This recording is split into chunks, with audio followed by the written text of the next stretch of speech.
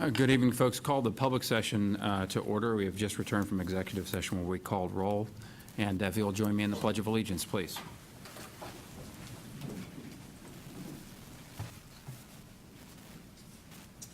I pledge allegiance to the flag of the United States of America and to the republic for which it stands, one nation, under God, indivisible, with liberty and justice for all.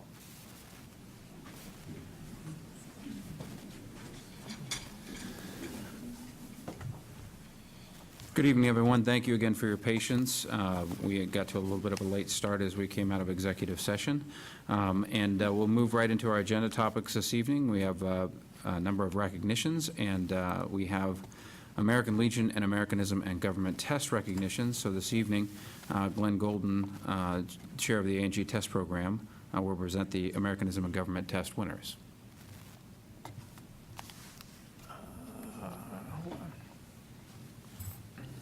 Thank you and good evening.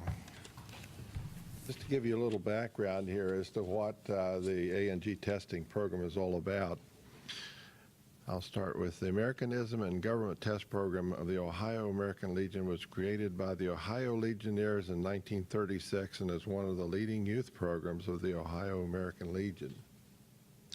It is a joint venture with the Ohio American Legion Auxiliary.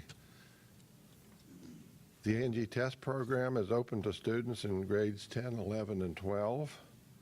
The 50 test questions are written in such a manner to be current and topical to events, studies, and informations being presented in the Ohio high schools and events happening in the state of Ohio and in the nation. A 300-word essay is also part of the test, and every student taking the test writes on the same essay topic. The essay is utilized in the various judging levels of this program as a tiebreaker. The test is not designed to have one student compete against the other, but that's sort of the way it works out a lot of the times.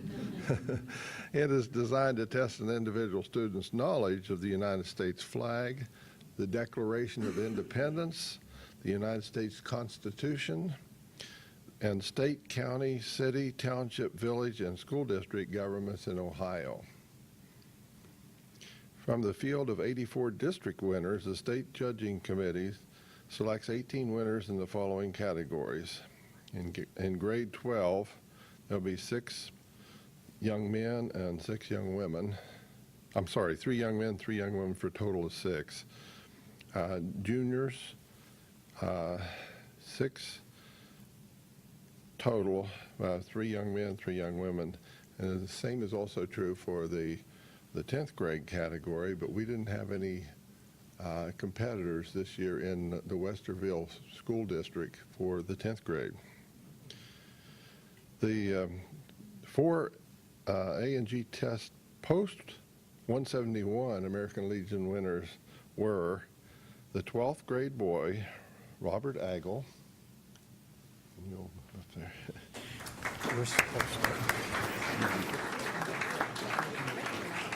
From Westerville South High School.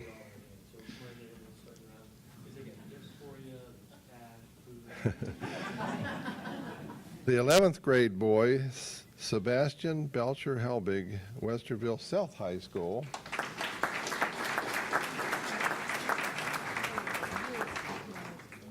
The 12th grade girl, Elise Wesley from Westerville South High School, who wasn't able to be with us this evening. And the 11th grade girl, Sophia Villavisas from Westerville Central High School.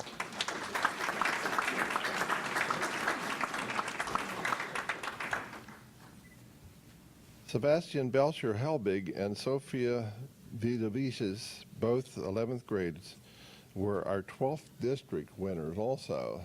So they went on to win in the district. I just want to tell you who the faculty advisors are. Westerville Central High School is Don Ogle and Katie Mahoney. And Westerville North High School is Jim Brady. I think some of them here, yeah. And Westerville South High School is Tim Smith.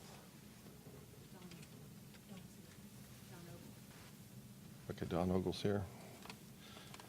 And so that's all I have. I thank you for inviting us this evening and for recognizing these youth. They've certainly done a great job. So just give another hand of applause for them.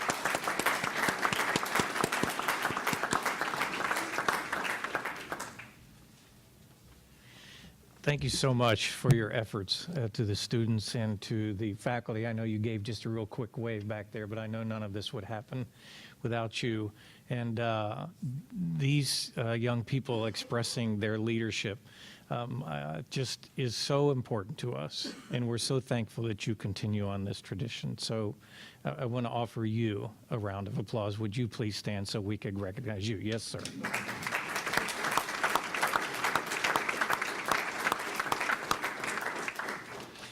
Thank you. We also have American Legion Buckeye Boys and Girls State delegates, and I'd like to call forward Glenn Golden and Bev Etling.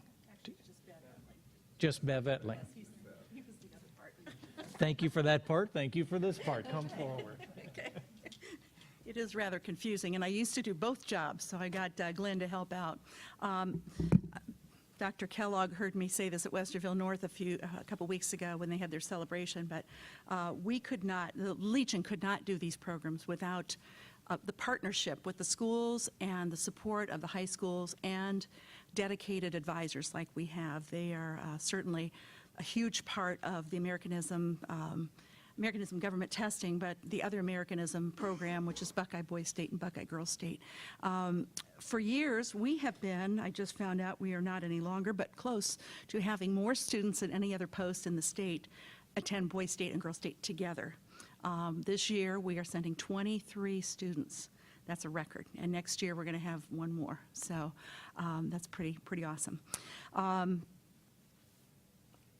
I think that's all I'm going to say. So I would like to introduce this year's Buckeye Boys State delegates first, and then the Girls State delegates. So, boys, would you like to come forward? And they are in alphabetical order. First, we have, come on up. You can all stand up. You can go over there. Okay. First, we have David Austin.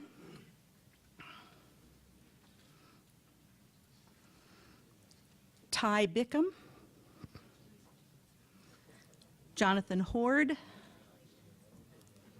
Samuel Johnston, who could not be here, Nasser Humza, Christian Nkasa Wiafa, Max Ramsey, Adam Snively, Grant Summer, who cannot be here tonight, Noah Stevens, and Evan Wessels.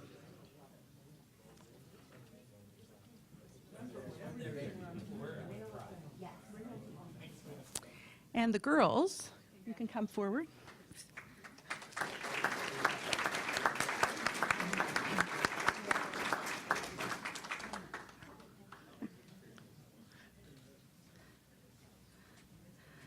We have Amber Baez, Gabriella Couch, Jamie DeWorth, Shelby Gamble, Sarah Hagland,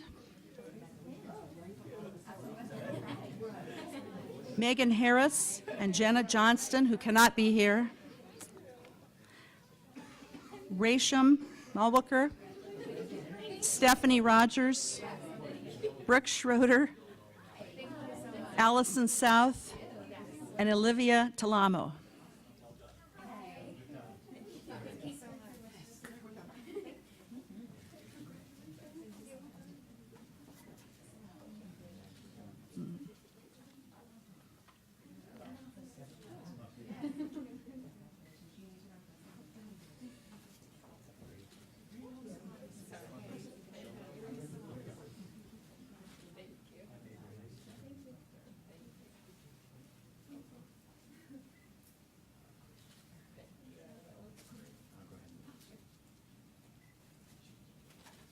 Thank you.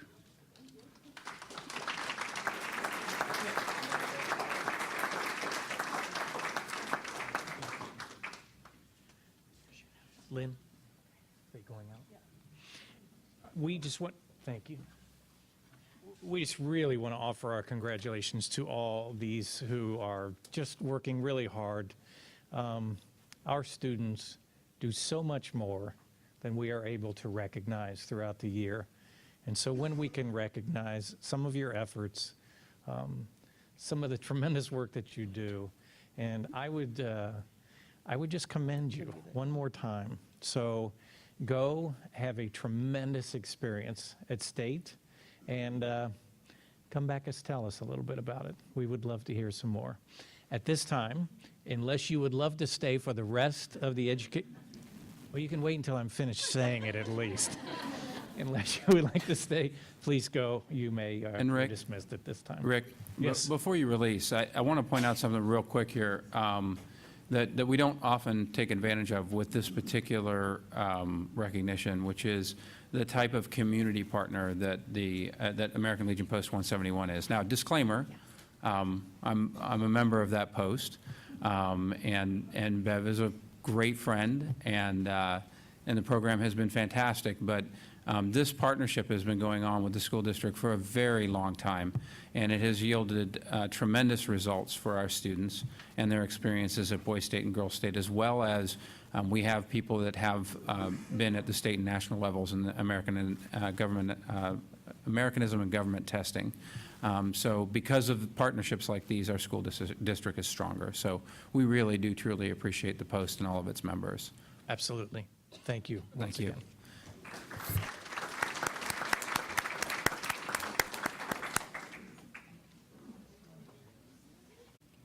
All right, folks, we're going to go ahead and commence with the remainder of the meeting, and we'll move to Agenda Item 5. 5.01 is the approval of the minutes of the Board of Education special meeting held on April 18, 2016, and the regular meetings held on April 25th of 2016. We do not take an official vote on these minutes. However, we do ask if there are any questions related to errors, omissions, or additions. Hearing none, we'll move to Agenda Item 6, Reports, Westerville Education Foundation, and Student Connections Presentation.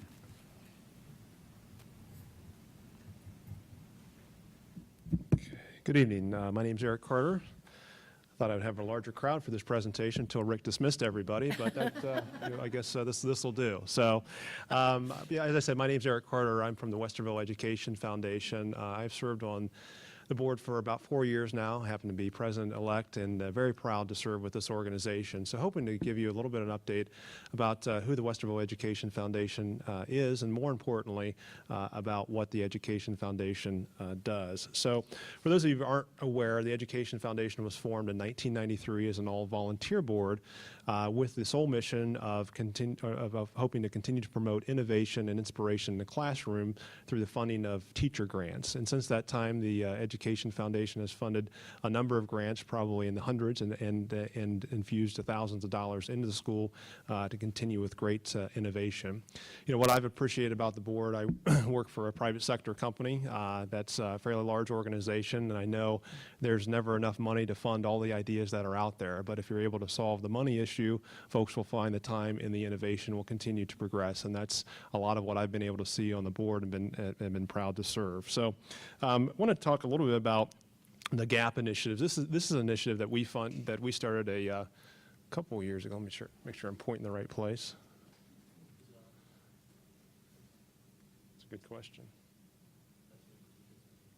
Is it on the side? Oh. All right. Good. Thank you. Yeah, that's right. Dr. Kellogg. So I want to talk a little bit about the GAP initiative. This is an initiative that we started a few years ago, really to cast a wider net. So as I said, traditionally we funded, and we still do, through teacher grants in the district. But what this allows us to do is to fund through a couple of other mechanisms. So grants have been our traditional funding mechanism. We still do that. Teachers do apply for grants through the foundation once a year that we will have a very difficult task of going through because they are such great great ideas, and we can't fund all of them, unfortunately. But we read through those, and then in October, we have a meeting, and in November, we make the announcements of who the grant recipients are, and we have a signature event in April to recognize those grant recipients. And so we just did that on April 22nd. We got to get an update on how the grants turned out and the progress the teachers are making in the classroom. It's truly amazing. You're going to hear about one here just a little bit later. So the foundation has funded everything from Jeff Bracken's hydroponics program to robotics programs to the Student Connection program that you'll hear about here in just a little bit. Last year, we funded $24,000 in grants, which was our highest year ever, and that number continues to increase as the great ideas come in, and we continue to find new ways of funding the grants. As I mentioned, we also cast a wider net through Adopt a Classroom and special projects, and this is really a crowdsourcing funding mechanism. So if you're not familiar with crowdfunding, it's a way to incrementally raise small amounts of dollars, usually via the internet or social media, for important projects or important innovative ideas. So the first one we have is the Adopt a Classroom. This allows teachers and staff to submit for funds for usually a lot of the items that teachers will pay for directly. So whether it's supplies or awards, different things like that, so they can post on our site, and I'll kind of give you a user experience here in a second, and those grants can be funded up to $100 through this crowdsourcing mechanism. Also through special projects, so for broader projects that teachers want to post on the site, they're able to do that as well, and those can be funded up to $2,000. So since we've launched this, we've funded $16,000 through the crowdfunding mechanism with the additional $24,000 in grants. So last year, we funded $41,000 in total, which really quadruples what our average year has been in all the previous years since our inception. So we've been very pleased with what the board has been able to do, and more importantly, the impact that it's been able to make across the districts and for our students. So as I said, I'll kind of walk you through a little bit of a user experience. So if you go to our website, the westervilleeducationfoundation.com, you can click on Adopt a Classroom. And what this will do is this will give you an idea of all the opportunities there are available to fund, from art to American Sign Language. It'll show you the teacher, and it'll show you the adopters. This probably isn't the best example, because you'd probably say, well, there's no adopters. This is actually one snapshot of a page, but if you go through the page, you'll find that a number of individuals and families and so forth have adopted a variety of these classrooms to help fund some of the special teachers requests. So you can adopt, or you can share across social media, which I'll show you here in a second as well. For a Fund a Project, you'll get a little bit larger description. You'll be able to sort by the school, by the year, the grade, the teacher, and then you'll get more specificity around the project itself, what the goal of the project is, the description, and then how much is being requested. So you can fund up to the full amount. So this is an example of one that's been fully funded, the Wolf TV News Crew, and then some that will show you the percentage of funding that's still available yet to fund.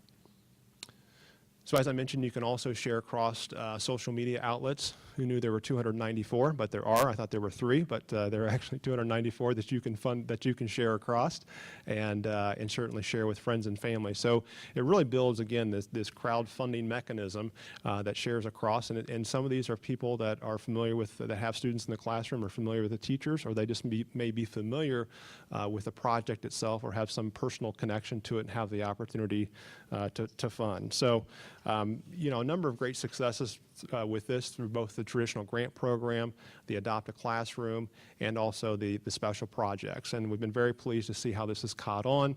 Really in the first year and a half, like I said, we funded almost $16,000, and also continue with our traditional grant program. When they asked me to make this presentation, I thought I'd just share with you the 10 TV spotlight and just walk away from the podium, because it was really a nice win for the Education Foundation. Kristen Hartman from 10 TV News did a fantastic job. If you haven't seen it, you can visit our site and watch the overview. She does a much better job than I do of explaining what the foundation does, but really some great publicity, and really brought a lot of great recognition to the district as well. On April 22nd, as I said, we had our celebration of innovation and inspiration. So if you have a chance, we'd encourage folks to attend that. We have that every April as our signature event to really highlight some of the great work and the great grants that have been funded.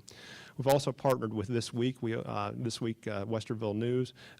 Each month we feature a Teacher of the Month, both from the elementary, middle school, and high school, and a great way to give them recognition for the work that takes place across the classroom. And the submissions that we get are probably in 50 to 100 every month for teachers across the district, and you see the impact that they have. And these are submitted by students and parents and some other teachers, and it's really amazing to read these stories.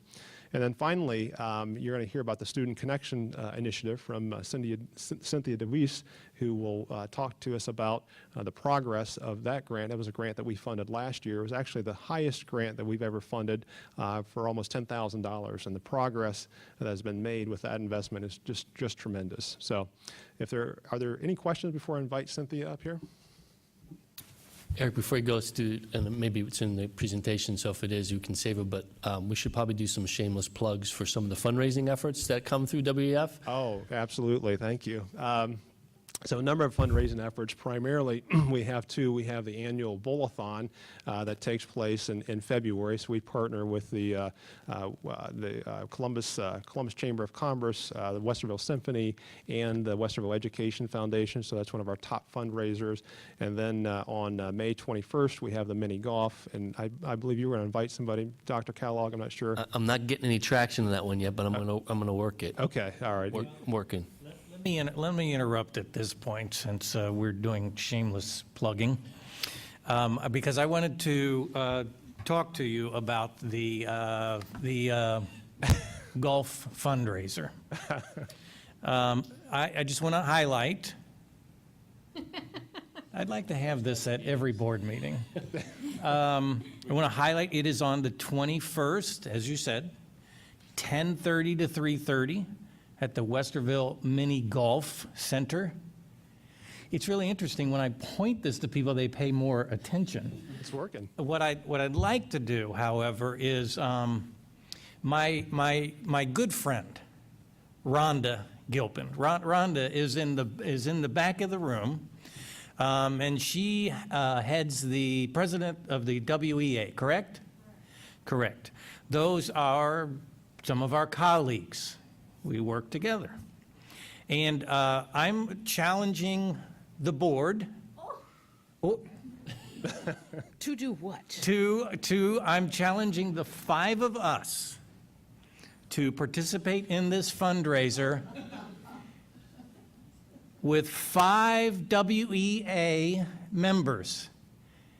Jason Day is not a member of the WEA. Yeah. He cannot, we not a cannot bring him in just for this. So here is my challenge to Rhonda, to find 4 colleagues. Rhonda has to participate in this. You can't put this on 5 others. And whoever has the lowest aggregate score, the other team needs to buy that team ice cream. I would say at our local Dairy Queen, been around for a long time. Yes, Mrs. Davidson, do you have a question? I am quiet. Okay. So I want to hear on the record, Ms. Gilpin, do you accept this challenge? I do. She does. In the record. Kind of in the record. Not officially, but kind of in the record. Okay, we're being silly with this. I'll end, except to say, this organization does tremendous work.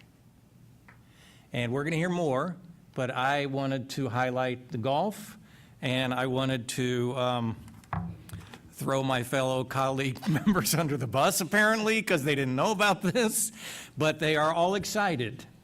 All in favor, say, yes, Rick, we are excited. We are excited. Rick, we are excited. Okay, that's as excited as they're going to get. And at the, and it, I want graders. Yeah, we can do Dairy Queen, graders, Wits, UDF. because we're assuming we're going to win. Yes. So, Cherry really. cordial's my favorite. The lowest aggregate score honor system. Oh, no.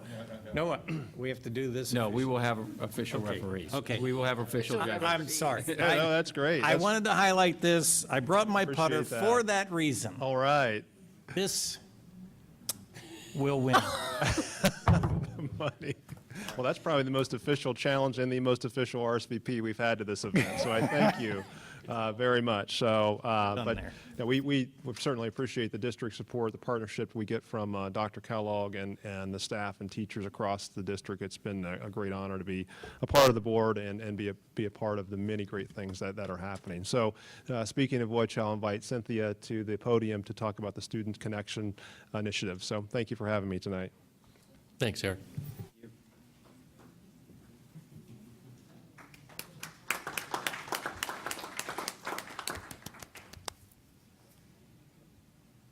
I do. Thanks, Eric.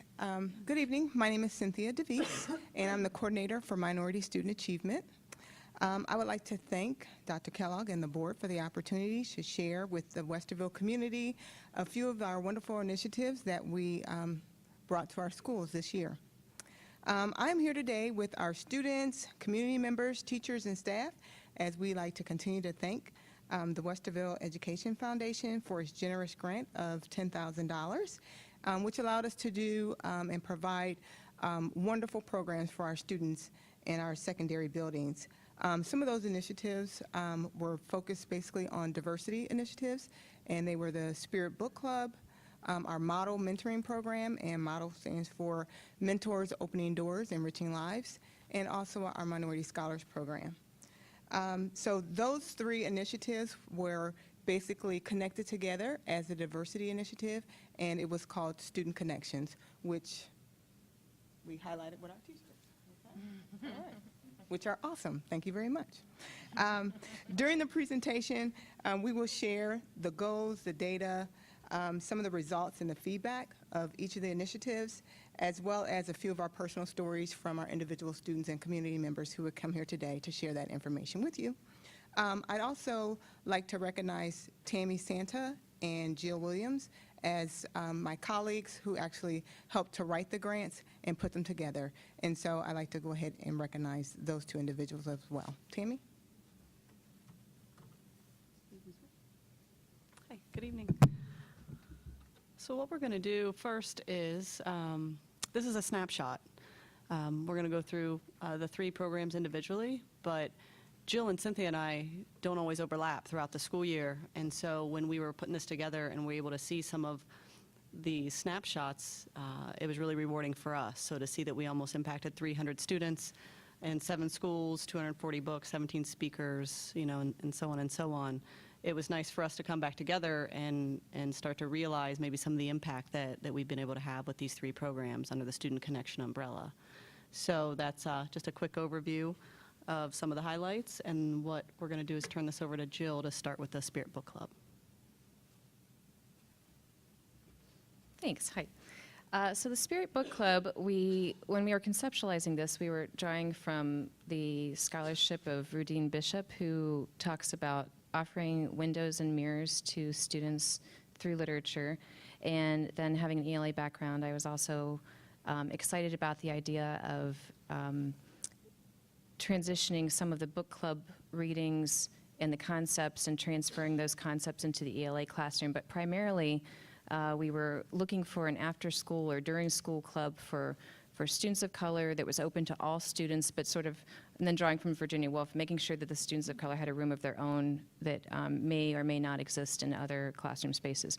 So we started by choosing a selection of books from the Coretta Scott King Book Awards winner, and we surveyed a bunch of different teachers and students and Cynthia's daughter, and got all kinds of input. We started with 6 books, and we ordered 40 of each title, and we ran out. We thought that wouldn't be enough, and we ran out. So we're really excited about that.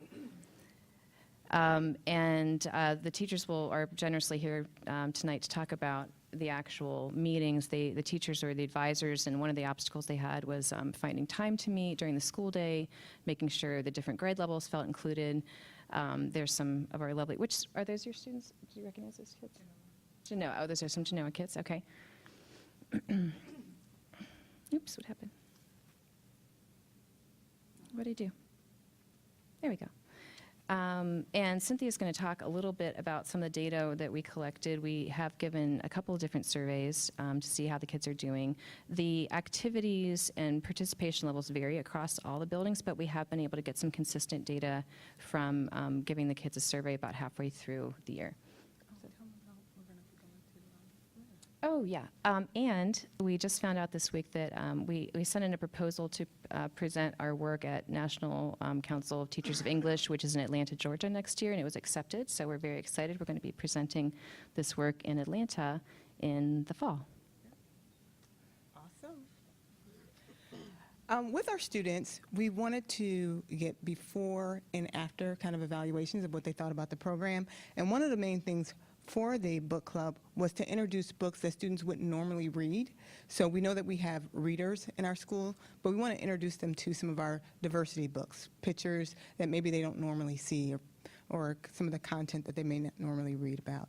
So when we gave our survey, one of the things we wanted to find out was how often do they read books outside the classroom? And so that's some of the information that we received. As Jill said, we did it in all 4 of our middle schools, 6 titles. We had about 118 students who participated in our 4 middle schools. So 61% of those students said that they always read books, so 10 or more books a year, 25%, 6 or 8 books a year. And so you can see that. And by the time we did this survey, we had already read 3 books. So then we went and we asked them, is this a book that you would normally choose or select? And so what we figured would happen, 72% of them said, no, this is nothing I really read. I want to read a comic, or I want to read sci-fi. And as adults, we were like, what's sci-fi? Like, what is that? What is that? What kind of book is that? And then that's what I was asking. And then 28% of the kids said, yes, we would normally read this book. And so we did exactly what we set out to do, was to introduce different type of books to our students. And then we also asked them, why did they choose to participate in the book club? And so that was some of the feedback. They thought it would be fun, they would meet new people, they wanted to read more books that would help prepare them for their grade level. They also wanted to read a different type of book, and they just thought it was fun. And hey, there's no wrong or right answers, which surprised me. I was like, oh, wow, that sounds like an adult response, which was pretty cool. And they just wanted to be able to share their thoughts. So those are some of the things and some of the feedback that we got from our students. Now I'd like to introduce to you 2 of our teachers who oversaw the programs at their individual schools. So Sarah Novak is at Heritage, and then Chandra Tyson is at Blendon. Hi, I'm Sarah Novak. I'm an 8th grade teacher at Heritage Middle School. I'm an intervention specialist. And when I heard about Spirit Book Club, I was like, I want to help with that. That sounds fantastic. And at Heritage, we decided to present it to all grades, to all 3 grades, and offer up 40 spots, because there were 40 copies of the books. Each time we had between 35 and 40 people show up for Spirit Book Club. We held it during lunches because we found that coming after school would have been difficult for students. So we typically had it during 6th grade lunch and 8th grade lunch, because we had a lot of students in 6th grade and 8th grade, not a few 7th graders for some reason this year. I think my favorite thing about doing this was when I was in my classroom and I see this little 6th grader, I'm an 8th grade teacher, in the 8th grade hallway, come into she real slowly kind of walks in the room past my students. They're all looking at her like, what are you doing here? And she said, Mrs. Novak. I said, yes. And she goes, when are we going to meet again? I said, you know what, we're going to meet in 2 weeks, I promise. We'll get you a new book. So we would present the book at one session, and the first time we had them talk about why they liked reading, what some of their favorite books were, if they could meet any character, that type of thing, just to kind of get a feel for what the students liked and what they were interested in. And then the next time we would discuss the book that we had read. We always tried to make it kind of a fun, relaxed, the idea was for it to be kind of celebrating books. It's not an assignment, it was just fun. And then when we read Brown Girl Dreaming, we did some video clips to show some background of some of the events that were going to be mentioned during the book, to give students just that visual of what would be happening. All in all, it's been a fantastic experience. I really think the students have enjoyed reading the books. We had kind of a final get-together today, and they talked about what their favorite books were and if they would want to do it again. And all the 6th and 7th graders were saying they wanted to do it again next year, if there are new titles, that type of thing. So it's been a great success. Good evening. My name is Chandra Tyson, and I am an 8th grade / 7th grade intervention specialist at Blendon Middle School. And our setup was a little different simply because of our bell schedule at Blendon, and my schedule. So it led to us focusing more on the 8th graders, which initially we said 7th grade, and the 7th graders were like, no, we're not giving up our recess, and so on and so forth. And so it wasn't worth the compromise for them. So the 8th graders were like, yeah, we'll do it. And when we first started, it was like 10, maybe 15 people straggling in, kind of just like, what's going on in there? I heard there's some snacks and, those type of things. But what happened was, surprisingly, all the good snacks got picked over real quickly. But the books kept getting better and more interesting, and more students started to come, and they weren't even concerned with the snack. I mean, they were giving up their SSR period and their lunch period, and the time kept expanding. Like, we went from 1 day a week to 2 days a week, and we were gonna close down with the last book that we had, and the students kept coming to me with these books that they had found. They started looking for the books that had the Coretta Scott King symbol on it, and they were like, this is one, we can read it, because some of the books that were coming, I was like, that doesn't qualify, that type of thing, but they were finding them. So they found one that was, we were going to finish, like I said, but I had talked to Cynthia about you reading a book that was not on the list, and we didn't veer from the list because the books were really good titles. But we are meeting, and we're trying to get through 2 Coretta Scott King books that they chose after we were supposed to be done. And they're like, when are we going to start? So we have to wait for the DC students to get back. And they're like, oh, they shouldn't have went. And I'm like, no. They should have gone to DC. We'll start up when they get back. So first thing this morning, I'm walking through the door. Ms. Tyson, what time are we meeting today? What time? I mean, just to see, and these are, to be honest with you, probably some of the students that are the most struggling readers in our building, and also the students that typically don't earn their AR points that they need to earn and things like that.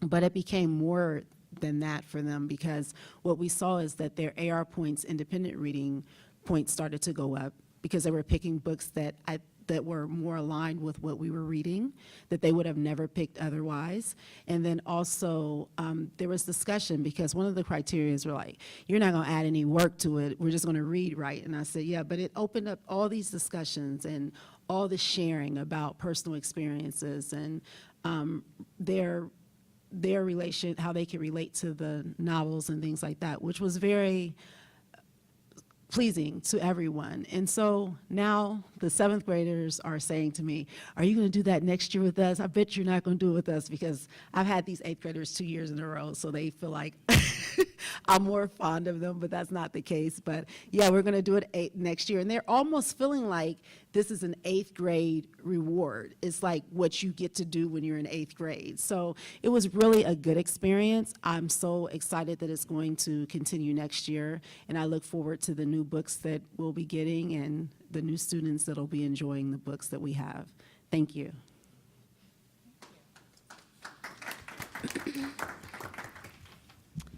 Now I'm going to go into more detail about the model program. So as you can see on here, it's a quick overview. We took a mentoring-based approach to this program after we talked with Jill Ponzi, one of the school counselors at Heritage Middle School, about the needs that she was seeing at Heritage as a school counselor. And so Cynthia and I worked with her to write that piece to the grant and decided to go in this direction, targeting 8th grade female students at Heritage Middle School. So this next slide goes into a little bit more detail of who we served. And so you can see on here we served 58 students. Originally we started with 60 and 2 dropped off, but we retained 58 throughout most of the program. We met one time a month with an incredible group of mentors. We had 9 mentors from the community that helped us, and that is, when you base a program on a mentor-based model, that is what is going to make or break the program. And it was incredible, the connections that our mentors made for us. So they saw the same group of students, somewhere between 5 and 7 students each meeting. And we did an initial needs assessment at the very beginning and based all of the programming on what the students identified as what they felt were the critical issues going into this 8th grade year for them. So, and you can see some of the things that we did topic-wise. And then I am a very data-driven person when we look at programming. So we rolled out a lot of pre-testing, post-testing, and evaluation throughout. And so you'll see this on the next slide with model. The slide on the left is the pre and post test that we did back in August and then at the last session. Red is the pre and gray is the post. And, you know, we asked questions on this that match some of the needs of the girls that indicated on the needs assessment. Examples, I feel I have the skills and tools needed to make positive decisions. There are a lot of peer pressures in middle school. Community service, giving back to the community is important to me. I feel positive about my future, and so on and so on. We had 12 questions on the pre and post test. Thankfully, the results, everything increased or decreased as it should have throughout all of those 12 questions. And so you move over to the right side, and as we know, a lot of things go on: grades, attendance, office discipline. And so as we looked at this, you think about only meeting with this group of students one time a month for the school year, so 9 or 10 meetings. We weren't sure what the impact would be. And as you can see up here, and I should say not every student needed to see improvement on grades or attendance, but I would say maybe a majority of them could have shown some improvement. And so out of here, we saw 26 on the grades improved, 24 stayed the same, 8 declined. I looked at it as a letter grade would be improving or declining either direction, just so you have that baseline. And then attendance, we saw more marked improvement down here. I used a minimum of 5 days as an improvement marker. So we had from 5 to 20 days improvement on attendance. 26 improved, 31 the same, 1 declined. Both areas, then we saw 14 kiddos improve in both, which was pretty remarkable. We were hopeful we would see positive, but to see the numbers there was really rewarding for us on this end. And then we did an evaluation at the end on the students. So here were some quotes that stood out to us. We had too many to narrow down, but they gave us overall really good feedback, areas for improvement, and so on. The biggest thing that stood out is when they said, how can we improve? They said more time with the mentors. They saw the mentors every month during their SSR and lunchtime, so we got maybe an hour a month with them. So they all wanted, obviously more time. And then, again, going back to when we were talking to Jill Ponzi about the program and some of the deficits she saw, the big thing was having connection to the school and a lot of students being limited to after-school clubs and activities and not feeling any sense of belonging. And again, we know, as everyone here, you get that adult connection, it shows more success, and the data's there and the research is there to show us those pieces. So that bottom one stood out to me, and we saw that over and over in their comments. There was no direction on that question, but just kept saying something about they finally felt being part of something special. And the really unique thing for me is as these students came in that first session, and to see Jill Ponzi working many years to see this happen, and I look over and I see Jill starting to tear up, and the kids just looked around the room and they couldn't figure out why they were in there, because they were used to either being with the bad kids, so to speak, or being in the National Honor Society, so to speak, or being a part of these groups, and they looked around and they couldn't figure out the commonality. And right there, I think, provided some buy-in for us to then start doing some good work. But seeing them over and over talk about they finally found a place they belonged was reassuring on our end. And then one last survey we sent out to the staff to see if our data matched up to maybe what they're seeing in their classroom, which is huge. And so what we did is we asked them if they saw any impact, positive or negative, with grades, behavior, confidence, and leadership. This is a snapshot of 2 of those. The grades and behavior mirrored the percentages that we saw which was, I think a reassuring fact that we're seeing the same trends.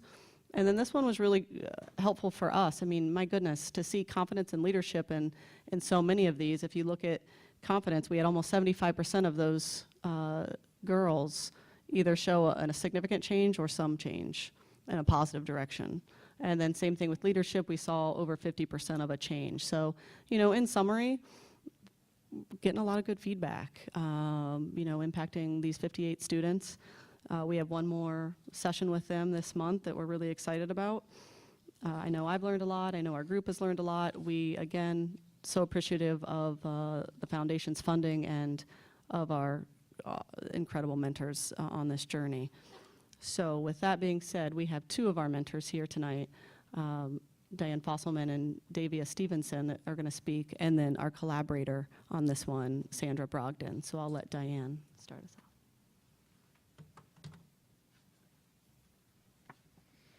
Good evening. I have to say that this was an honor and a thrill to be a part of this program. It really meant a lot to me. While Jill, Cynthia, and Tammy were busy preparing the program and speakers, they really did a lot of the hard work. The speakers and programs challenged and I think truly inspired the students. And then as the mentors, we got the easy job of encouraging the dialogue and discussion about the programs, but just really enjoying some time together. When I was first asked to be a part of this program, I was extremely apprehensive, struggling with, well, what do I really have to offer a group of 8th grade girls? But I feel like I'm leaving this program now with 7 new friends and an even greater hope for our future. These students are truly outstanding students, and I can't say enough about, again, what a great program this has been. I'm Davia Stevenson, and my children are educated in Westerville schools. They're men now. They're 22 and 26, and they were served very well. So I was very excited to still be connected. Very excited to be asked to be a part of this program. I was really excited also about the data, because that mirrored exactly what I heard from my girls. I had 7 girls in my group. And I think of 2 in particular. The group none of them were friends before, kind of that whole, why are we here and why am I with that girl kind of thing. And I'm thinking of 2. One was the one you check off the box, you say, oh yeah, that one's going to be successful. Tall, beautiful, very interested in academics, even a little arrogant maybe. And one young lady who had her head down, and you just knew there was a story going on with this young lady. And to watch over these few weeks how those girls began to have communication with one another, and how the group supported the one young lady who I said had her head down. The last session, when we were doing that evaluation, what did you get from the program? What did you like about it? How did it help you? I think the quote might be from one of my girls. But she talked about all the people she cut out of her life, cut a lot of people out of my life. So what does that mean? Cut a lot of bad people out of my life. My grades are better. Another girl who said, she sure has, you really have. They were supporting one another and really lifting this young woman up in her own growth. Everybody saw it and everybody cheered her on. That blew me away. They talked about how there was one meeting I couldn't make. I wasn't feeling well that day and I couldn't make it. And this girl in particular, the head down girl, walked in, didn't see me, and left. And another young lady apparently got her to come back in, and she finished the session and really enjoyed the speaker. And it just goes to address what is core for so many people, right? Belonging. Belonging is huge. Significance is huge. Feeling like you have some purpose. Some of these girls were never called special. One of the sessions, they had an opportunity to interview the mentor. And one of the questions was, who was your most influential person? Who did you look up to the most when you were young? And my answer was, well, this may sound cliche, But it was my mother. My mother was this, my mother was that. And a young lady pulled me aside, Miss Davia, that's not cliche. Everybody doesn't have a mother that they can look up to. This was significant for them. So I know it was a pilot program. I don't know I can't imagine this won't move forward in some sort of way. I'd love to see it expanded. The girls are asking, will you come with us to 9th grade? I don't know. I certainly would if I could, but I think it has had great benefit and great impact. And I didn't know there was going to be data like that to support it, so that was exciting. So thank you. All right, good evening, and thank you for having me. So as she mentioned, my name is Sandra Brogdon, and I'm the founder and publisher of Role Model Magazine. Just briefly, Role Model Magazine is an innovative, socially conscious lifestyle empowerment magazine for the young lady. Our singular purpose is to inspire and empower every girl to fulfill the highest and most authentic expression of herself. So we do that by highlighting positive role models. Our focus is on building confidence, leadership, and just working with the girls to become their best selves. So through our partnership with the Westerville Model Program, we were able to, every girl who attended the program got a year's subscription to the magazine. So they got, each season, they got a new copy. And also, we were able to bring the role models to life. So some of the role models that we highlighted in the publication, for instance, we had a young lady who lives in Dayton, and she was bullied while she was in school. She's about 10 years old, and just went through this whole bullying phase and started this movement at her school and was interviewed by Oprah just by the experiences that she had.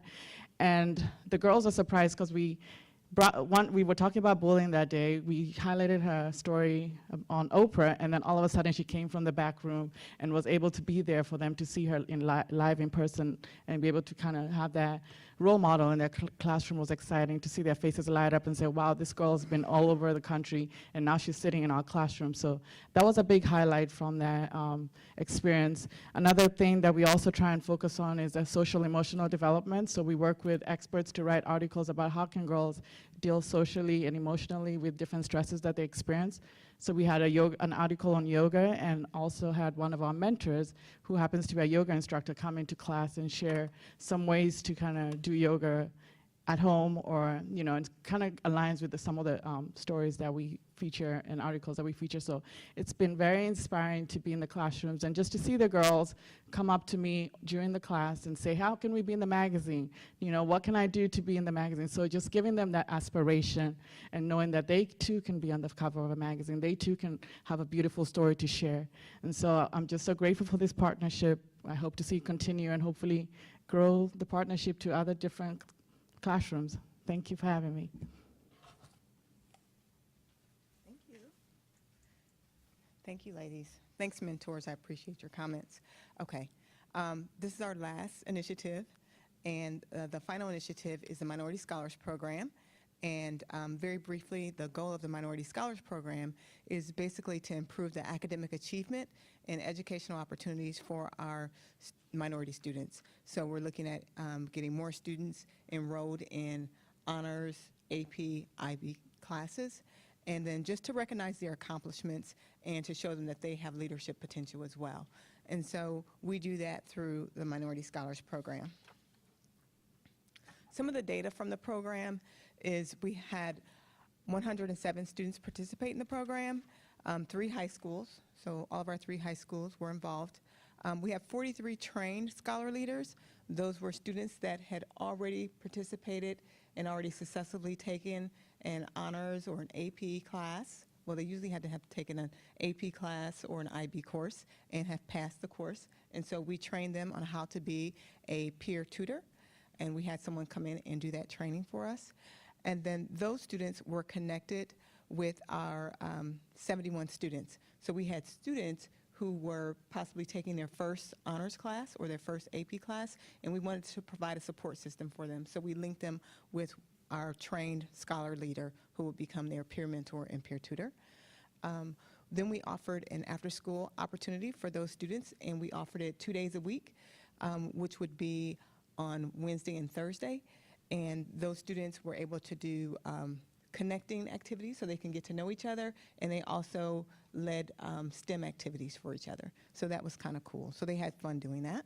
And then we also, as the program grew, we did career conversations where students had the opportunity to meet members of our community who were already invested in their careers, and they came to talk and share about their career. And what I told them is, as people who came in to talk to our students, I said, hey, no need to have a script, just basically share your story. Talk about your journey and how you got here from high school to where you are now. And they were very, very forthcoming and gave it just like it was. So that was fun conversations. And then we did a mid-year evaluation, and we'll share some of that information. And then we did an end-of-the-year celebration at the Westerville Recreation Center, which was a lot of fun. And a lot of our students had never been there before, and so it gave them a great opportunity to just kind of relax and celebrate and have a good time with each other. This is some of the data from what we've seen happen this year. 98% of our students in 10th grade who participate in the program currently are enrolled in an AP or an IB course for next year. So we had those conversations about, no, I'm the mama bear, so I'm like, no, you won't be taking that class. I think you'll do well in this class. And so those are the type of conversations that we had. And then 50% of our students in the 9th grade who participate in the program are also enrolled in an AP course for next year. And so we looked at our grades, and I always kind of checked the grades to see where our students were. And so we had the 71 students who were matched with a peer tutor. So 38 of those students who participated in the after-school program are passing their advanced level classes, because that's what we wanted to make sure that happened.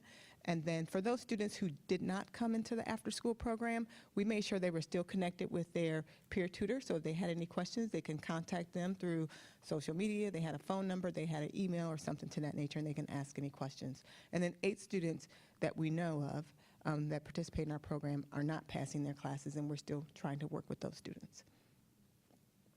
So I asked a few students to come in today to share about their experiences. So if Sophia, Troy, and Victoria can come forward. And our teacher representative, she wasn't able to be here today. And so we'll just continue to go on and ask our students to come forward.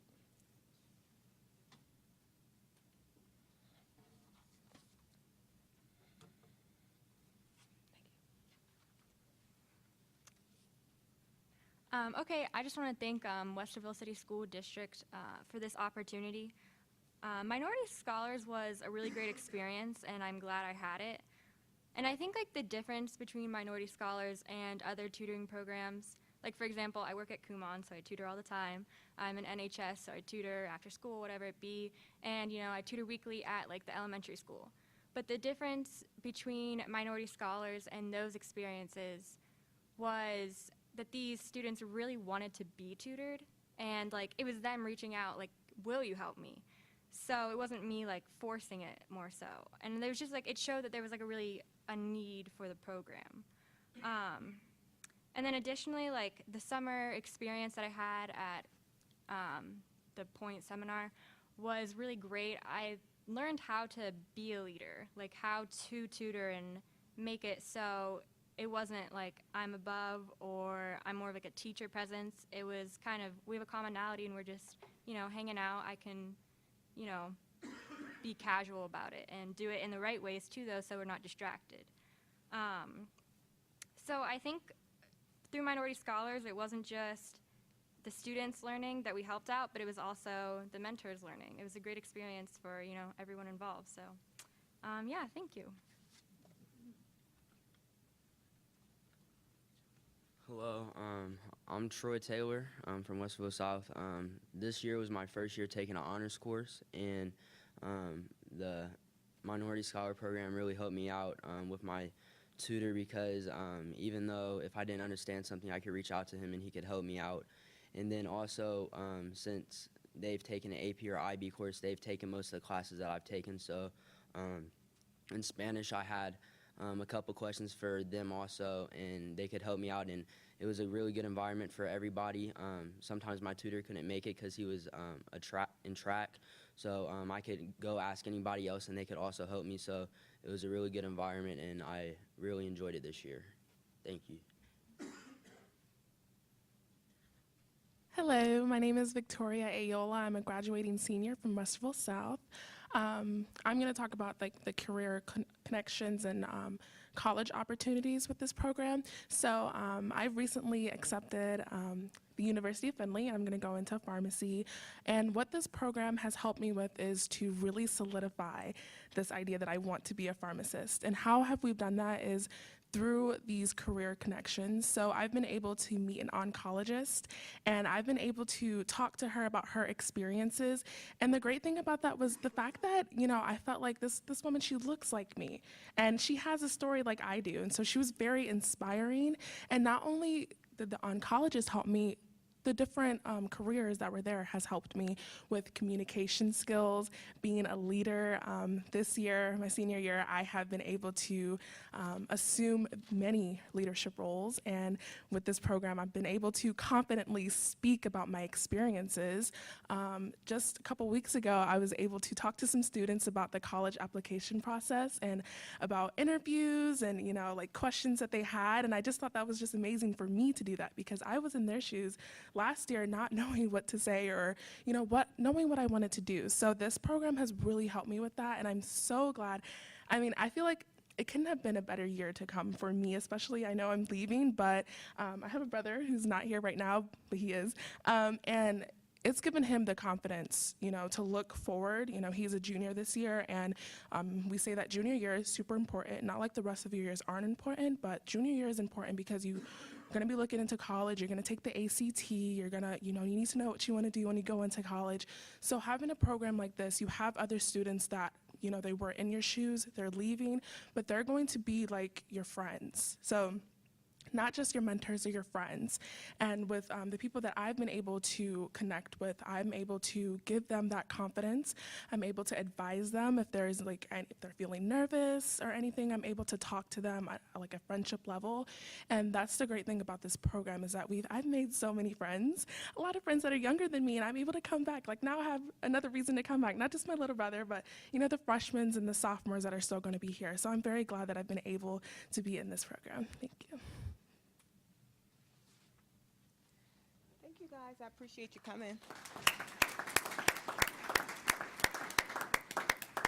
That is the end of our presentation. I did have a couple of interviews that I did with our students in the model program and also additional interviews that we did with our students in the Minority Scholars Program. So we will upload those videos so that people can kind of look at those additional students who didn't have the opportunity to come and share today.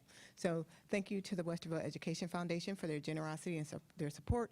And I also like to thank Dr. Kellogg for listening to our needs. So we also said, hey, we need snacks, so we need money because Westerville Education doesn't fund that. And so he was able to provide that for us. So we were able to get snacks for our students and to be able to have lunch for our mentors and our mentees. And then we also were able to provide transportation. So for some of our students who were not able to come to the after-school tutoring, their parents were calling me saying, I have a child who wants to come, but they have no way to get home. And of course, my car is not big enough, so that wouldn't work out. So I came back and I said, Dr. Kellogg, we need to provide some type of transportation for them. And so that happened. And so we were really grateful that we were able to do a pilot activity bus for not only students who participated in Minority Scholars, but any student who wanted to get on the bus and they were in high school and they did an activity on those 2 days, they were able to ride the bus. So thank you to everybody who made our year very successful with the Student Connection Program. Thank you. That's cool.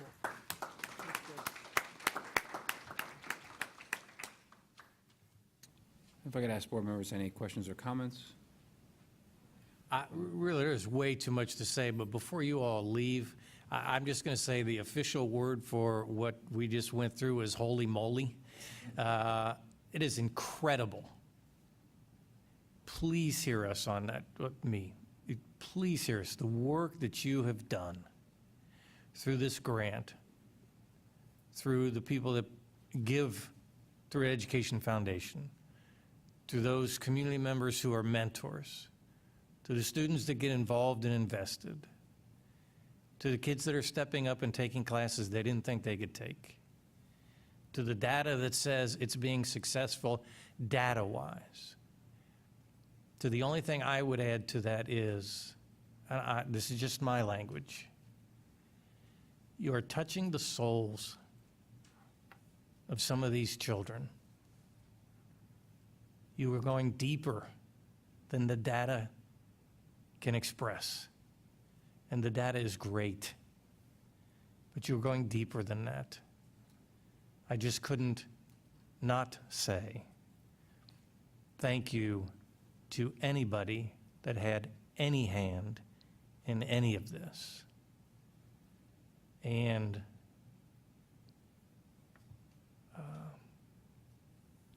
thank you for going above and beyond. I can't top that, except there is another word that I was thinking that kind of often falls into your bailiwick, but all I kept thinking was, oh my gosh, hallelujah, this is wonderful. This is an incredible program. I love all of the components that you were sharing with us tonight, and I hope we are able to continue that. I would love to see it spread. I tell you, you might have seen me get my phone out. What I was doing, I was texting people about this program, saying, remind me in the office tomorrow, I must show you, I must link you with Tammy, you're going to hear from some people tomorrow. Cynthia, you're going to hear from some people tomorrow. I want this to spread. I want this to grow beyond our schools. This matters. This works. This is fantastic. Cynthia, I've never seen anybody squeeze $10,000 that far. And appreciate all the leadership from you and Tammy and Jill and all the other people involved. You know, the thing you all did, and Mr. Velardo is right in terms of the real deep impact, but by bringing data to the table, you just made it easier for us to look at replication and moving from the model where WEF funds innovation gets applied, we get data that says it works, and it goes from innovation to the way we do business, right? So the iPhone in 2007 was innovation. Now it's just what you have. And that's where we need to be, so that the testimonies we heard from the students today and from the community members today and from the staff today, and that I hope the community catches on, they understand that that's how this works. And that's why you go play mini golf, so we have $10,000 to fund great opportunities like this for kids. So thank you to everybody for all the work you've done. I can't say enough, and I'm looking forward to see where we go next with it. Yeah, I think I would close out on the comments on this particular report first with thanks to everybody that was involved. Very much appreciated. I will put a challenge in front of the board. I just want to point out that I didn't take any copies because, as Sandra knows, my daughter is a subscriber, and we already have those copies sitting at the house. And I say that because I'm a father of two daughters and a 16-year-old, and I'm also a father of minority children. And being in both of those situations, I'm very sorely aware of the needs for confidence building, leadership training, role model development, the opportunity for children to see people in positions, and I think it was said very well this evening, that look like them, that have a common contact point, experience, history, that helps them to see themselves in that position. And I think any program that we can support and be a part of, both as a school system and as a broader community, that yields those results is definitely a program we're supporting. So again, thank you very, very much. Much appreciated. That being said, we'll move into the remaining parts of our agenda this evening, moving into public comments. Agenda item 7.01. We have no one that has signed up for comments this evening. So we'll move to agenda item 8.01, resolution declaring intent to proceed with the election of the question of substitution of an emergency tax levy. May I have a motion, please? So moved. Second. And a second.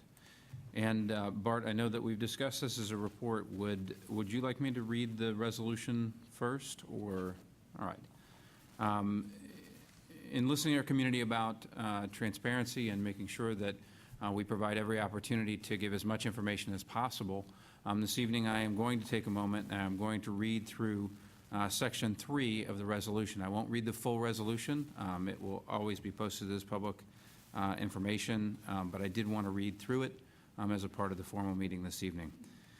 Whereas on April 11, 2016, the board passed a resolution, the resolution of necessity, declaring the necessity in order to provide for the necessary requirements of the school district to substitute for all of an existing emergency tax levy, which is a tax in excess of the 10 mil limitation to raise $16,540,000 in the first year said levy is in effect for a continuing period of time, and whereas the Franklin County Auditor has certified to the board that an estimated annual levy of 7.13 mils for each $1 evaluation, which is 71.3 cents for each $100 evaluation, will be required to produce the annual amount set forth in the resolution of necessity.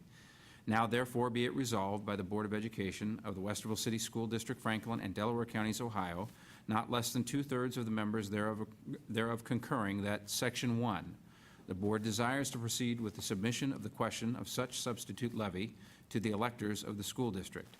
Section 2, the question of the levy shall be submitted to the electors of the school district at the election to be held on November the 8th, 2016. And Section 3, the form of the ballot to be used at said election shall be substantially as follows. Shall a levy substituting for an existing levy be imposed by the Westerville City School District for the purpose of providing for the necessary requirements of the school district in the initial sum of $16,540,000, and a levy of taxes be made outside of the 10 mil limitation estimated by the county auditor to require 7.13 mils for each $1 evaluation, which amounts to 71.3 cents for each $100 evaluation for the initial year of the tax, for a continuing period of time commencing in 2017, first due in calendar year 2018, with the sum of such tax to increase only if and as new land or real property improvements not previously taxed by the school districts are added to its tax list, with a vote of for the levy or against the levy. So having read the first three sections of the resolution, I'll ask Bart to give a report. Thank you, Mr. President. Just some key things, what he read. Keep in mind, this levy is not going to be really collected until January 1 of 2018. So that the millage they gave today is based on the millage evaluation of the district today. So originally, I was going to give you some facts. Originally, when we passed this levy back in 12, there was 6.9 mils. And at some point, I think it hit 7.4 mils in the last 4 years. So it fluctuates with the property valuation as it goes up and down. And what they gave us today is what the valuation of the Westerville School District is today. So when it's collected, it could be lower, it could be higher. If the property values continue to rise, the millage will go down lower. So and the differences between this levy, what we did the first meeting, this is a two-step process, and tonight's process will finish, I should say it's a three-step process. It's 2 steps for you. The third step is I have to take this to the Board of Elections to get it certified to the Board of Elections. Is the third and final step.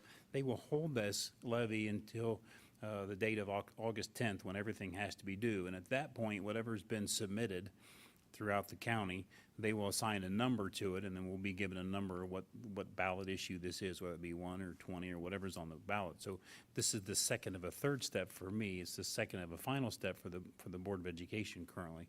And like I said, the differences between this levy, one of the reasons we are renewing this levy, and it is a substitute emergency levy, the differences, I guess I should say the differences between this levy and what we passed in 2012 is this is asking to be a continuing levy, not a 5-year levy.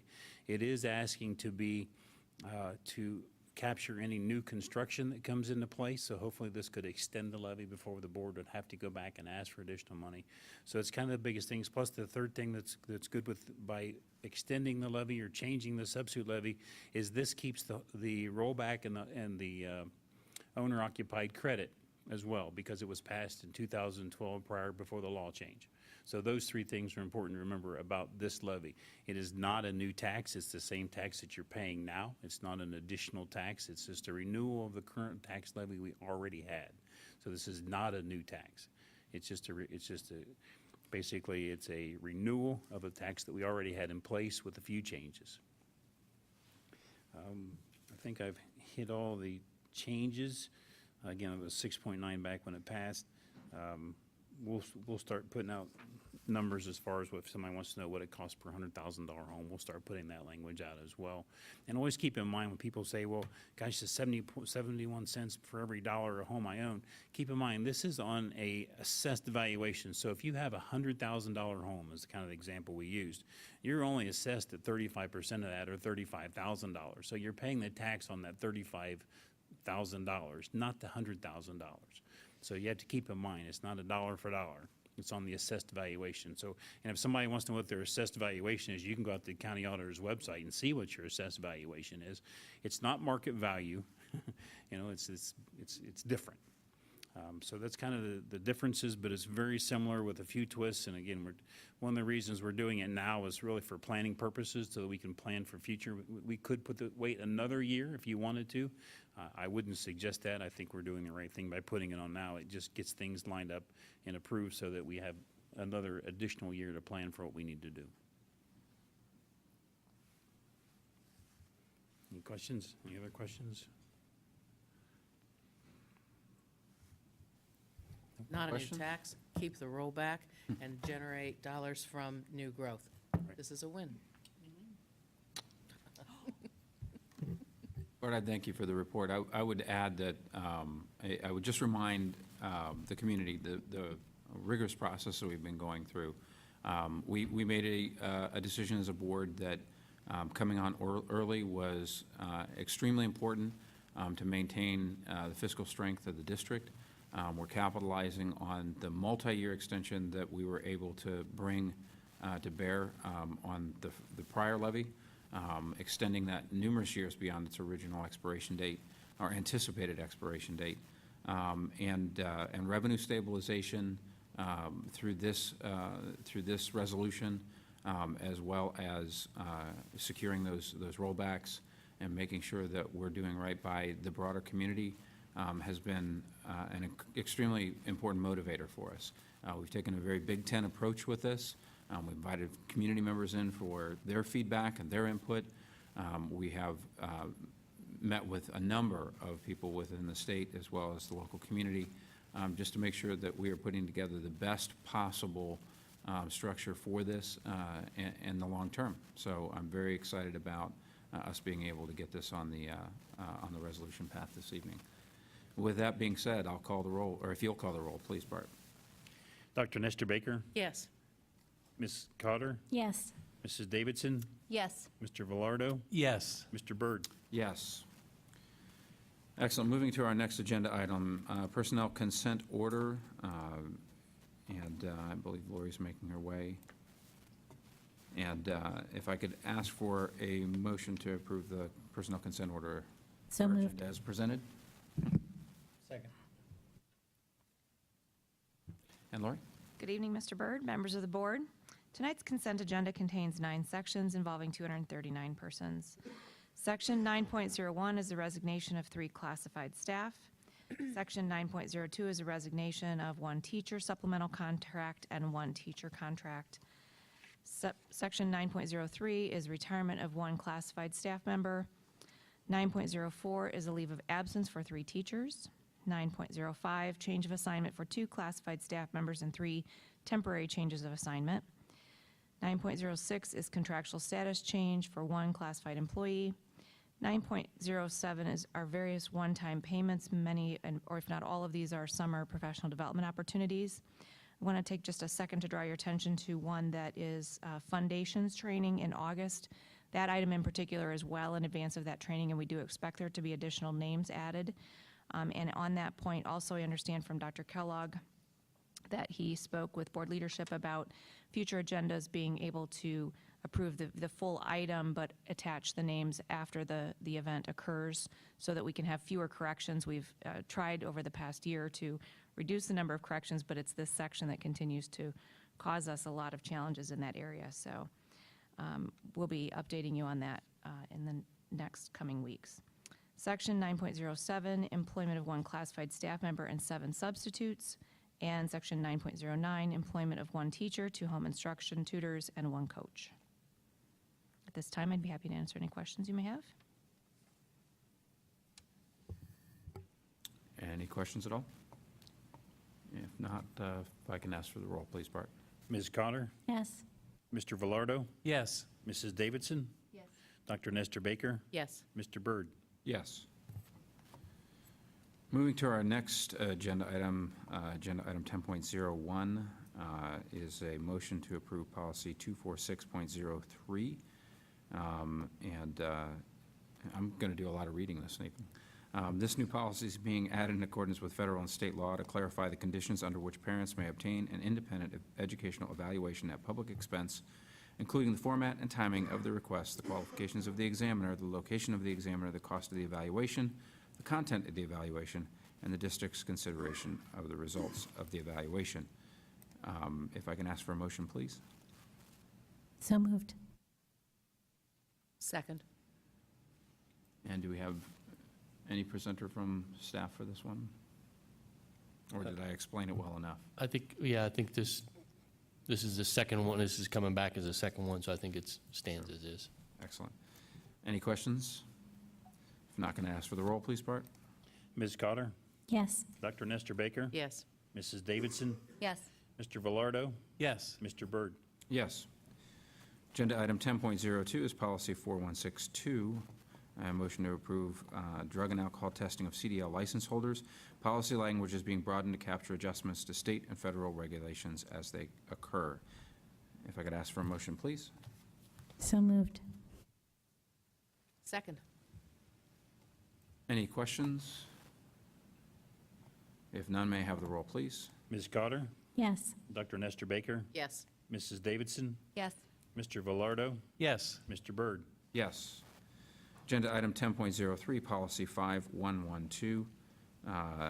Motion to approve entrance requirements. House Bill 367 amended Ohio Revised Code Section 3313.672 to prohibit both public and non-public school officials from denying admission to a protected child solely because the child fails to present certain documentation when being registered for admission into school. If I could ask for a motion, please. So moved. Second. Any questions, concerns, or issues? If hearing none, Bart, if you'll call the roll, please. Ms. Cotter? Yes. Dr. Nestor Baker? Yes. Mrs. Davidson? Yes. Mr. Velardo? Yes. Mr. Byrd? Yes. And moving to our final policy consent item 10.04, policy 7310. The U.S. Department of Education released newly updated Education Department General Administrative Regulations relative to the disposition of surplus property. The policy is aligned to comply with federal guidelines. Regulations went into effect on in December of 2014. May I have a motion, please? So moved. Second. Any questions? Hearing none. Bart, if you'll call the roll, please. Ms. Cotter? Yes. Mr. Velardo? Yes. Mrs. Davidson? Yes. Dr. Nestor Baker? Yes. Mr. Byrd? Yes. And before we close this agenda item, we've had this discussion. Our community may have noticed we have gone through a large number of policy updates over the last several months.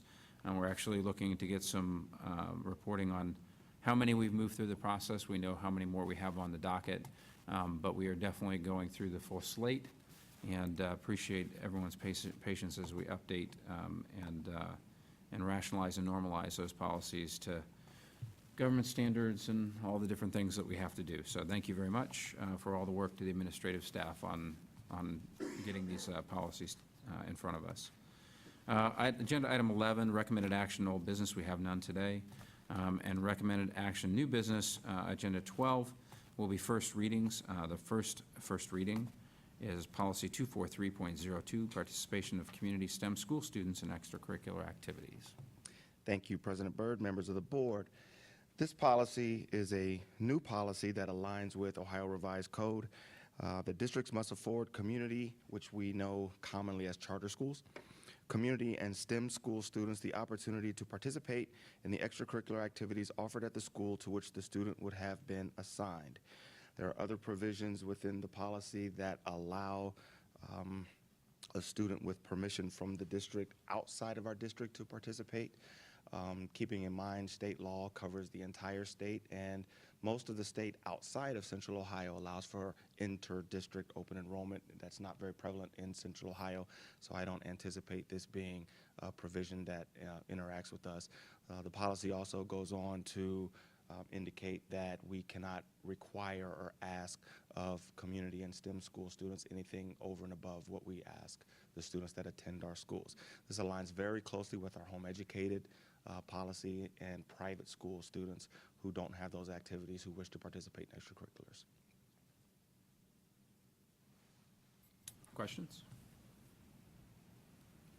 Have we seen any participation, this does align very closely, with the policy change that we made for the homeschool kids and so forth? Have we seen any significant uptick in any of our extracurriculars based on that? Significant, no. A couple of home educated students, we had that before because we had a policy for that, unlike a lot of districts. Private school, we typically see from St. Paul because our middle school programs may have sports that they don't have. Not as much at the high school because most of our private school students at the high school level, their schools have a full slate of sports, so they would not be eligible to participate.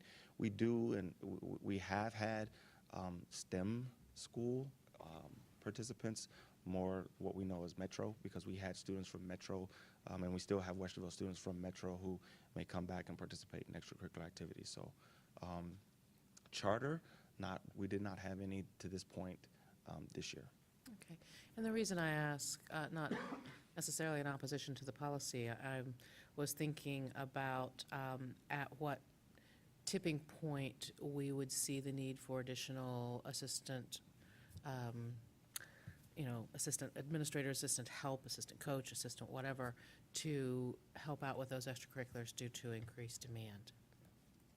We haven't seen a significant uptick. In fact,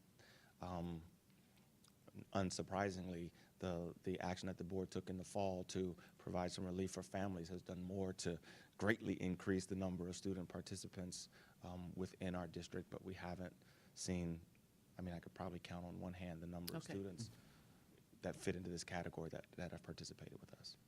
I'm really glad that you said that we've seen an upsurge from Especially in our our kids. track programs. That's great. Yeah, spring sports, that's what Yeah. we were hoping. That's So. what we wanted. Thank you. Excellent, thank you, Scott. I think you probably have the report on the next as well. First reading of policy 2431, interscholastic athletics. Yes, this is quite simply a one-word change that we feel better aligns with our practice. Excuse me.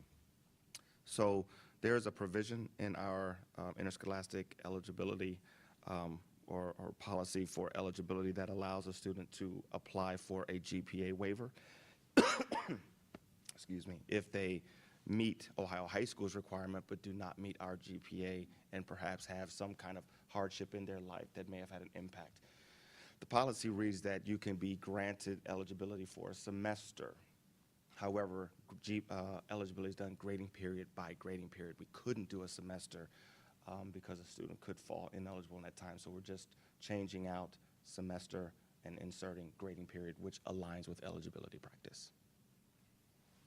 And we have not seen any need to make any changes otherwise to the policy when we think about the students who have needed to take advantage of this because of those very difficult circumstances that occasionally do arise. No, I think our policy has been able to serve them well, and annually, seasonally, we are able to service a lot of students who, through circumstances out of their control, have had some tough times, but we know involving them in a positive activity with other positive students and positive coaches and role models is the best thing to get them and keep them where they need to be. So I wouldn't want to change anything else.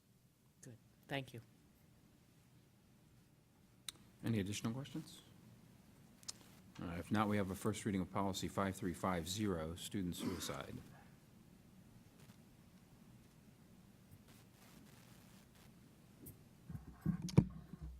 Hi, good evening again. Mr. Byrd, Dr. Kellogg, members of the board. I'm here to recommend revisions to Board Policy 5350, student suicide. And just want to make a note that throughout this school year, we've been able to meet with a variety of folks, mental health staff, school counselors, administrators as well as our local law enforcement and fire partners to really talk about this issue as it relates to policy and administrative guidelines and how we have historically and currently dealt with and deal with students who are at risk for suicide. And so it's been really powerful conversations. As a result of these conversations, I think we have been able to revise this policy and the administrative guidelines that really targets how do we assess and intervene with students who are at risk for suicide. So I'm happy to answer any questions you may have. So will all staff be trained?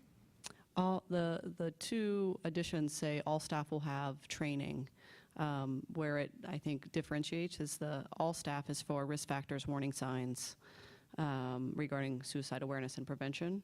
And then it drills down a little deeper, signifying mental health staff, school counselors, school psychs, and school nurses would receive additional training that talks more to assessment and intervention, if that helps clarify those two things.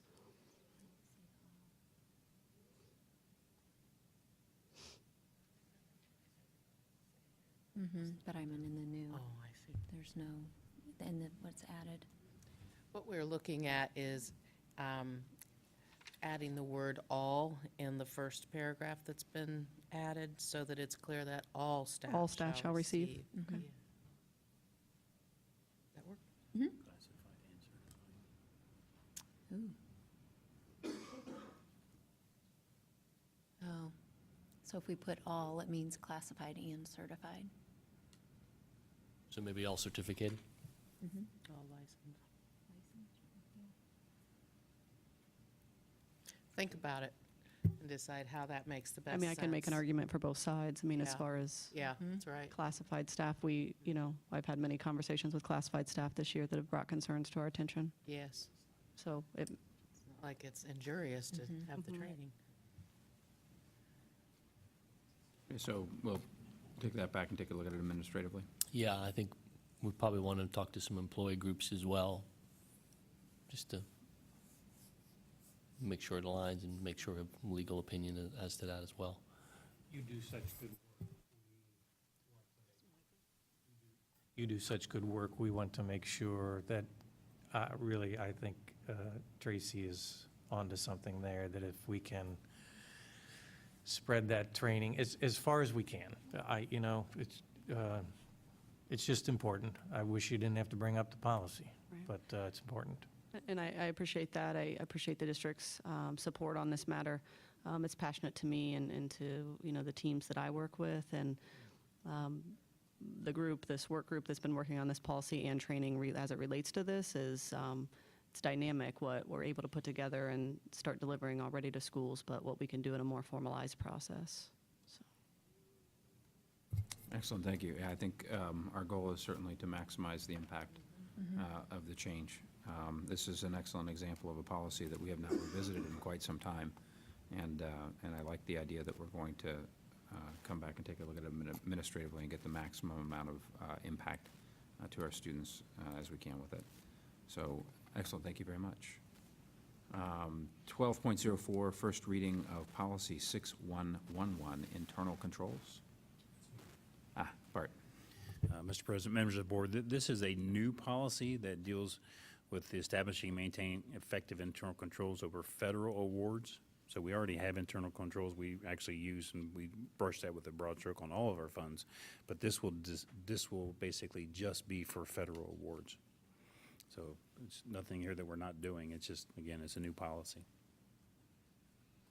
And the source of the new policy, or let me say, the reference source of the new policy was? It came from Neola as a new policy.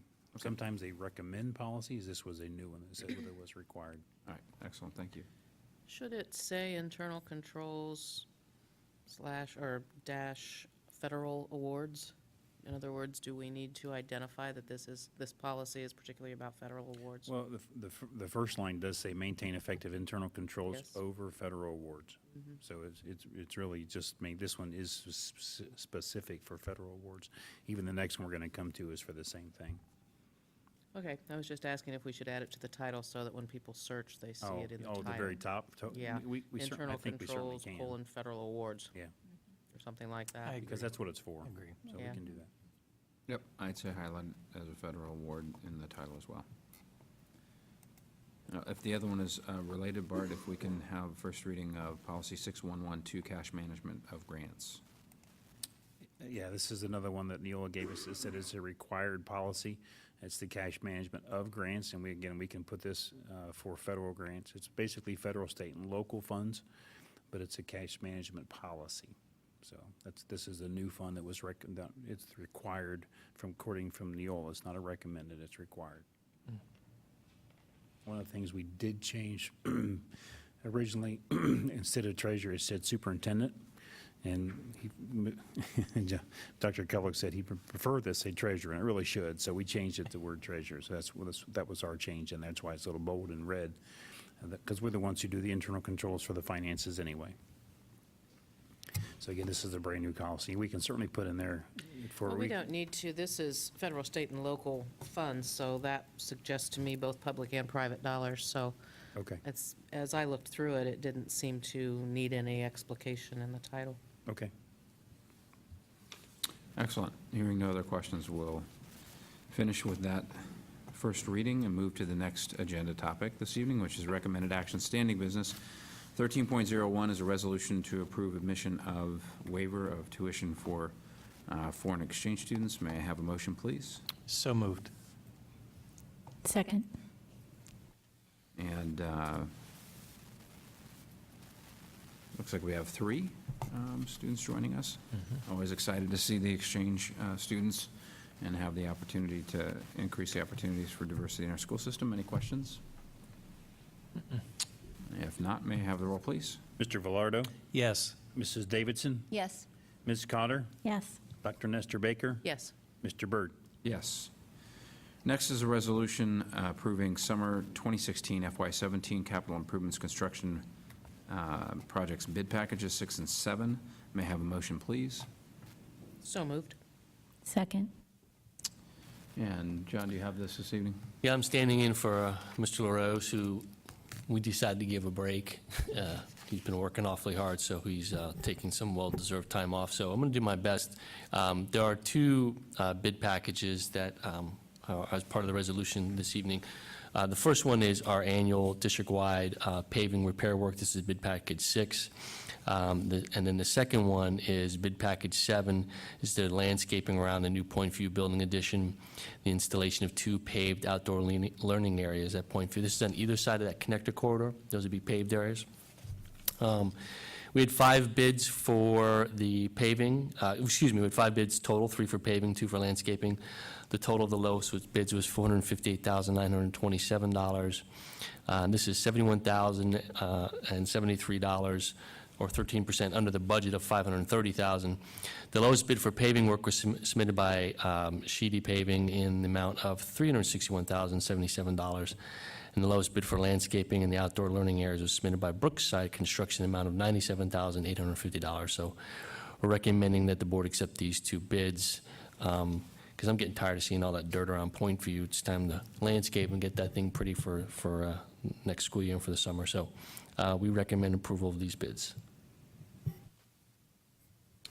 Any questions at this time? I always take the opportunity, sitting in the liaison position, to mention asphalt and paving. I think sometimes it's lost a little bit on how much it takes to manage the physical plan of our school system. We have a massive amount of asphalt. Matter of fact, I think probably almost all combined, we may have more asphalt than anybody else in the area, city included, roadways. And it's not a situation where we're ever, financially able to take and just simply replace it all. So we have to continuously maintain it, and it takes quite a bit of work. It would always be great to be able to put it all in new, but that just doesn't work when it comes to paving. That being said, if there are no additional questions, I ask for the roll, please. Dr. Nestor Baker? Yes. Ms. Cotter? Yes. Mrs. Davidson? Yes. Mr. Velardo? Yes. Mr. Byrd? Yes. Next is agenda item 13.03, resolution authorizing 2016-2017 membership in the Ohio High School Athletic Association. May I have a motion, please? So moved. Second. Any discussion necessary? We're on a renewal for this, correct? Yes, this is good. We keep taking all their hardware, so we might as well continue being members of the OHSAA. So we'd like to take some more of their hardware next year. I think they ought to pay us to be in it. Excellent. Hearing no additional questions, may I have the roll, please? Mr. Velardo? Yes. Ms. Cotter? Yes. Mrs. Davidson? Yes. Dr. Nestor Baker? Yes. Mr. Byrd? Yes. Next on the agenda is 13.04, Appendix A of the 403B Plan Document and 403B Plan Document and Plan Document. May I have a motion, please? So moved. Second. That's mine. And that's yours, Bart. Mr. President, members of the board, several years ago, we implemented what's called the accumulated leave plan for when an employee were to retire. It's a special way that we pay them basically through accounts payable versus payroll, which saves the employee roughly 3.45%. Anyway, we're trying to make sure that our plan documents match IRS code, as well as next month, or next board meeting, we're going to bring to you some of the MOUs that are currently in place to further clarify some of the language that's in those. So this was the first step. We're making sure the plan documents actually say what they're supposed to say based on IRS regulations, so that if for some reason we were audited, we have everything in place that we need. So this is just sort of a cleanup mode for us. Excellent. Any questions? If not, Bart, will you call the roll, please? Dr. Nestor Baker? Yes. Mrs. Davidson? Yes. Ms. Cotter? Yes. Mr. Velardo? Yes. Mr. Byrd? Yes. Moving to agenda item 14.01, public comment. We have one citizen signed up this evening for public comment, Jeanette Talama.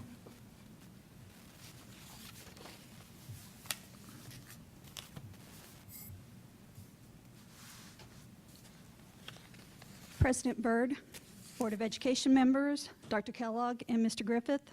A few sessions ago, several students attended, and some addressed the topic of CPM, as did some parents. I was in attendance that evening, but unfortunately I had to leave because I had a academic boosters meeting to attend to, so I couldn't speak. So a little better late than never. Here I am tonight. This is my personal opinion. I often feel that we keep forgetting when we talk about CPM is actually the students. I think we get so tied up in CPM itself or administration or who is in favor, who's not, but we tend to lose sight of the kids and their success. CPM, if your students have not reached the age or if they have, is not conducive for the ACT testing. It's done the old-fashioned way. So our kids are going into the ACT test kind of behind the 8 ball unless they are able to go and purchase books that will lend them the opportunity to learn the old way. But then again, they're self-having to teach. Many colleges are not looking at CPM as an actual success implementation for the college math programs. Even in our own schools, chemistry and physics, they don't look at CPM. They're not doing it CPM route. They're doing it the old-fashioned way, if you will.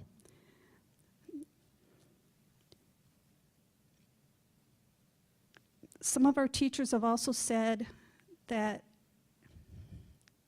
with CPM, our students are being taught approximately a third less material than they were previously.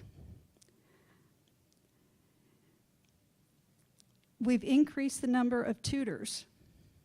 Our kids having to get tutors, I should say. They've expanded from 300 to 700%. That's a huge, enormous increase over years past. And prior to the March 21st meeting, when these other parents and students were here, Mr. Hewler was asked if he would just please listen to what some of the students have to say about CPM. He refused. I've got 10 pages here of some comments that students have made besides what you, excuse me, besides what you have heard. And this is both pro and con. They like it because the CPM homework helps. It's confusing and hard, unlike the regular textbook. CPM tells teachers not to teach students. Not enough teaching from the teacher, and you can be put in unreliable groups. Paperback books are too fragile, and it feels like we're not being taught. It's just dumb. Students don't receive enough one-on-one learning, which I like, and it's making the math program worse. Not enough teaching from teachers. I believe it's confusing and difficult to understand. It relies on students teaching other students. We are expected to learn the material ourselves and are not being specifically taught by an actual teacher. The methods for teaching simple things like factoring and division are ridiculous and make things more complicated. Hard to understand some of the problems because of a lack of example of problems. I believe it's harder to understand the curriculum because teachers aren't allowed to be as interactive. Unclear book examples and explanations. It goes maybe 3 questions on the topic that you're studying and then goes on from something 5 chapters ago. I feel the problems don't focus on the material that needs to be known. This information portrayed is indirect and often hard to comprehend from the wording of the problems. Students and teachers get tripped up understanding what problems are asking for. I literally have not learned anything using that book, irrelevant to most real-world problems. I could go on and read this. I will give this to you so that you guys can actually see this. I'm not here to say that CPM is awful, that it's horrible. I do believe that there are bits and pieces of it that are good and that our kids can learn from them. But do I think it's the only thing? No.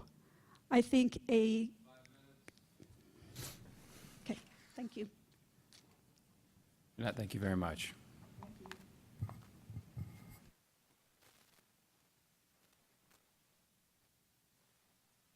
Having no additional public comments this evening, we'll move to agenda topic 15.01, board comments. Who would like to start?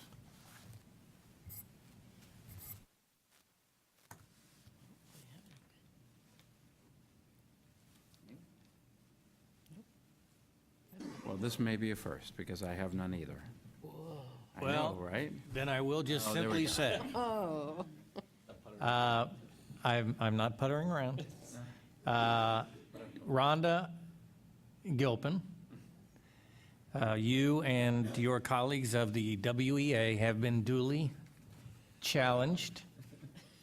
And Rhonda and I will work out kind of the details of this 9-hole, 18-hole, something like that. We'll get the word to you. And then Rhonda, just begin to collect the money to pay for the ice cream. Yep. That's all in silliness. It's all for a good cause, and I hope people take it in silliness. Thank you, Jeanette, for reminding us again to stay on task with what we are trying to discern as the best course.